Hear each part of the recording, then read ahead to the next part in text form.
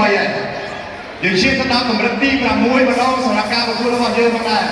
ដល់គាត់ទៅមកជួយដល់ខាងនេះណាបង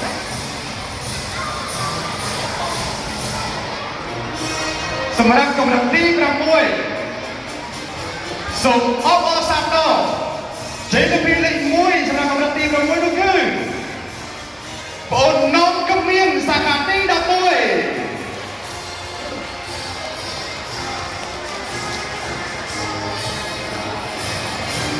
អរគុណច្រើនបងប្អូនមកលើឆាមកនេះជួយលាភីលេខ1សម្រាប់កម្រិតទី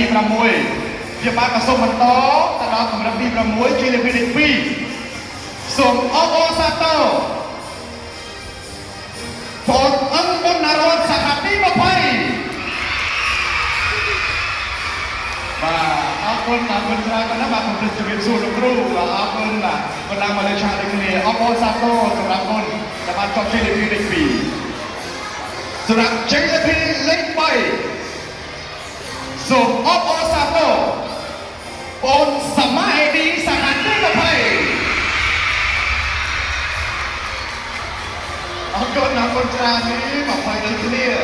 បាទឡើងមកលើឆាប់អរគុណណាស់ជ័យលាភីលេខ3បាទអរគុណច្រើនឥឡូវខ្ញុំបានជិះដល់ជ័យលាភីលេខ4ស្ទួតសូមអបអរសាទរបងធីឡាវឌ្ឍនាសាខាទី23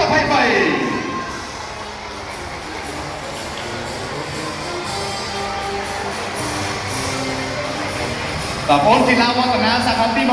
ជាប់ជ័យលាភីលេខ4ស្ទួតនិងជ័យលាភីលេខ4ស្ទួតម្នាក់ទៀតសូមអបអរសាទរបងកាំងអិនគីមសាខាទី7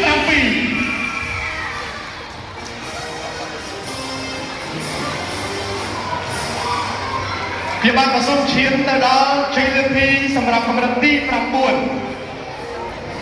សង្កត់ទៅមកនេះបាទ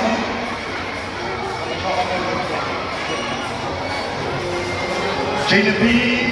លេខ1លេខ2លេខ3និងលេខ4ស្ទួតសម្រាប់2ក្រុមដំបូងយើងរកឃើញហើយបន្តទៀតសូមអបអរសាទរជ័យលាភីលេខ1សម្រាប់កម្រិតទី9